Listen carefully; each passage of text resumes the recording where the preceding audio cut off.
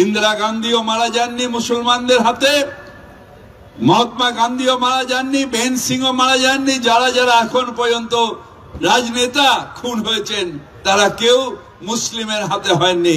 কিন্তু একটা পারসেপশন তৈরি করা হচ্ছে যে মুসলিম মানেই টেররিস্ট না। যারা ওই পারে অন্যায় করছেন তারা অন্যায় করছেন।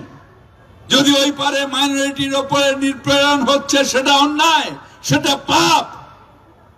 কিন্তু তার জন্য আমার সেন্ট্রাল গভর্নমেন্ট আছে, তার জন্য সেন্ট্রাল নীতি আছে। রাজ্য সরকারের এটা কথা বলেও না, আর কথা বলা উচিত না। আমাদের মুখ্যমন্ত্রী বলেছেন এই ব্যাপারে বিদেশ নীতি যেটা হবে সেই বিদেশ নীতি, সেন্ট্রালের যে নীতি সেই নীতি আমাদের সকলকে মেনে চলতে হবে।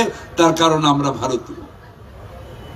এখন ভারতবর্ষের যে সরকার, সেই সরকারের উচিত সেই দেশে যারা মাইনরিটি তাদের যদি অধিকার নষ্ট হয়, তাদের উপর অত্যাচার হয়, তাদের উপর নিপীড়ন হয়, তাহলে দৌড়ে গিয়ে তাকে বাঁচানোর দরকার আমাদের দেশের কেন্দ্রীয় সরকার।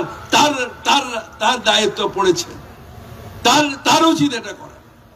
যখন ওই দেশেই বাঙালির উপরে নির্যাতন হচ্ছিল, যখন ওখানে তাদের উপর অত্যাচার হচ্ছিল, হিউম্যান রাইটস উল্লঙ্ঘন হচ্ছিল, তখন ভারতবর্ষের সরকার, ভারতবর্ষের তৎকালীন প্রধানমন্ত্রী ইন্দিরা গান্ধী তিনি দৌড়ে গিয়ে তাদের পাশে দাঁড়িয়েছিলেন এবং বাংলাদেশ সৃষ্টি হয়েছিল। আজও যেখানে যেখানে সেই সময় ছিল যখন ভারত সরকার, ভারতবর্ষের এটা নীতি ছিল যে যেখানে যেখানে অন্যায় হবে তার পাশে গিয়ে দাঁড়ানোর, এবং ভারতবর্ষের তখনকার তৎকালীন সরকার নেলসন ম্যান্ডেলার পাশে গিয়ে দাঁড়িয়েছিলেন, ইয়াসের আরাফাতের পাশে গিয়ে দাঁড়িয়েছিলেন, মুজিবুর রহমানের পাশে গিয়ে দাঁড়িয়েছিলেন। ধর্ম তোমার, ধর্ম আমার, উৎসব সবার। তাই এই মিলন উৎসব প্রাঙ্গণ, সারা বাংলাটাই মিলন উৎসবের প্রাঙ্গণ। আজকে সকালে আমি গেছিলাম মালদায়। কালকে আমার এক নেতা, তাকে গুলি করে মেরে দেওয়া হয়েছে। কিন্তু সকালে যখন তার বডিটা বেরোলো, তার নাম হচ্ছে বাবলা সরকার। হাজারো হাজারো লাখো লাখো মানুষ, কোন সম্প্রদায়ের নয়, তারা সবাই মিলে কাঁদছে, আর মিছিলে সব মানুষ চারিদিক দিয়ে বেরিয়ে চলে আসছে। আমি তখন মনে মনে ভাবছিলাম যে এখানে বাংলা এটা, যেখানে শ্মশানে টুপি পরে মানুষ যায়, দাড়ি রেখে মানুষ যায়, আবার কবরস্থানে গেরুয়াধারী যে মানুষ তারা কবরস্থানে যান কবর দিতে।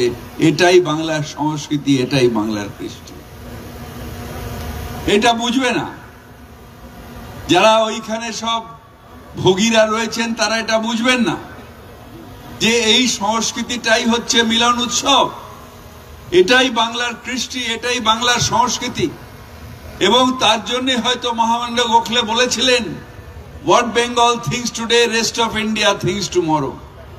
তার কারণ আমরা চাই যে সারা ভারতবর্ষে আমাদের সংস্কৃতি ছড়িয়ে পড়ুক। এই যে ক্যারিয়ার কাউন্সেলিং এখানে হচ্ছে, কোন ধর্মের জন্য হচ্ছে, কোন বর্মের জন্য হচ্ছে না। যারা পিছিয়ে পড়ে আছে, হ্যাঁ, মাইনরিটিস মানে শুধু মুসলমান নয়, শুধু খ্রিস্টান নয়, তাতে শিখ আছে, তাতে জৈন আছে, তাতে বুদ্ধিস্ট আছে, তারা সবাই মিলে মাইনরিটি। আর সেই মানুষগুলো যদি পিছিয়ে থাকে, তাকে তোলার কথা শিক্ষায় বলতে গেলেই বলবে ফিরহাদ হাকিম কমিউনাল কথা বলছে। কমিউনাল কথা নয়, পিছিয়ে পড়া মানুষকে এগিয়ে নিয়ে যাওয়ার এটার কর্তব্য, এবং এই কর্তব্য বাংলায় পালন করছেন এই বাংলার নেত্রী মমতা বন্দ্যোপাধ্যায়। তিনি পালন করছেন বলে আজকে ওইখানে আলামিন মিশনের নুরুল সাহেব বসে আছেন, যিনি প্রত্যেকটা ছাপিয়ে দেখান যে কত মানুষ, কত মাইনরিটি সম্প্রদায়ের মানুষ, তারা ছেলেমেয়েরা তারা প্রত্যেক বছর হাজারে হাজারে তারা ডাক্তার হচ্ছে, ইঞ্জিনিয়ার হচ্ছে। ওনার পুস্তিকায় এটা ছাপিয়ে উনি দেখান। এগিয়ে আনছে, তার কারণ পিছিয়ে পড়া মানুষ তাদের এগিয়ে নিয়ে আসতে হবে। সেটা মাইনরিটি হতে পারে, এসটি হতে পারে, এসসি হতে পারে, তাদের আগাতে হবে।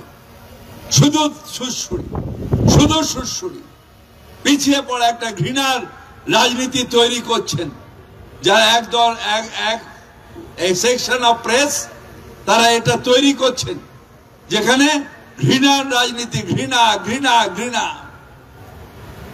হ্যাঁ, যদি কেউ টেরোরিস্ট হয় সে অন্যায় করেছে, যদি কেউ টেরোরিস্ট হয়ে থাকে সে অন্যায় করছে। কিন্তু ভারতবর্ষে যতগুলো রাজনেতা মারা গেছেন কেউ মুসলিমের হাতে মারা যাননি।